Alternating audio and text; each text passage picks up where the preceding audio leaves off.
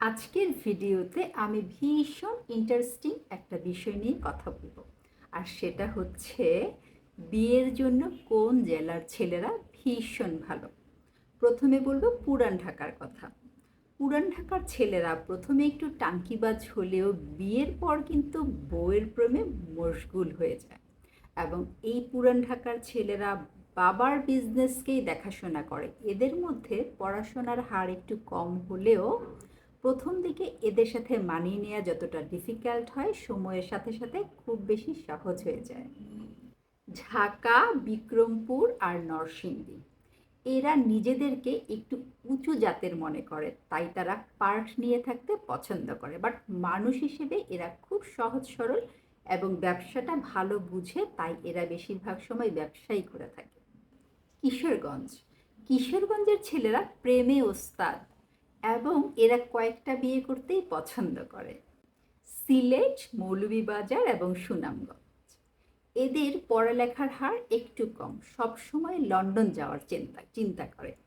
সিলেটের ছেলেরা কিন্তু সিলেটের মেয়েদেরকেই বিয়ে করার ক্ষেত্রে স্বাচ্ছন্দ্য বোধ করে এবং এরা পর্দাটাকে বেশি পছন্দ করে এবং এরা একটু অলস প্রকৃতির হয়ে থাকে। চট্টগ্রামের ছেলেরা রক্ষণশীল এবং মোটামুটি সবাই ব্যবসা করতেই পছন্দ করে।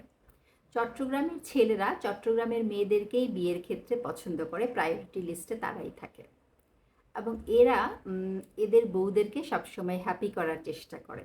এবং কথায় আছে, এই চট্টগ্রামের ছেলেদের সাথে আতিথেয়তা করলে এদের সাথে কেউ টেক্কা দিতে পারবে না। বরিশালের ছেলেরা যদি বরিশালের মেয়েদেরকেই বিয়ে করে সেক্ষেত্রে অ্যাডজাস্ট খুব তাড়াতাড়ি হয়ে যায়, বাট অন্য জেলার মেয়েদেরকে বিয়ে করলে অ্যাডজাস্ট হতে একটু সময় লাগে। নোয়াখালী, এই এলাকার সম্পর্কে সবাই জানে, তাই বেশি কিছু বলার নাই।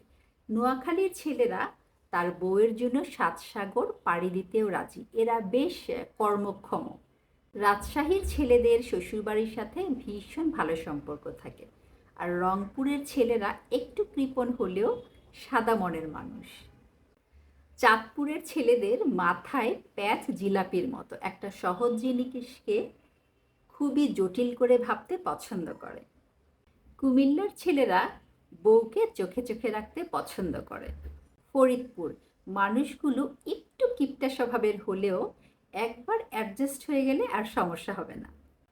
আমি কথা বলছিলাম কোন জেলার ছেলেরা বিয়ের জন্য ভালো। ভিডিওটা যেহেতু অনেক লম্বা হয়ে যাচ্ছে, তাই নেক্সট পার্টে আমি অন্যান্য জেলাগুলো আপনাদের সাথে শেয়ার করব। আজকে এই পর্যন্তই, ধন্যবাদ।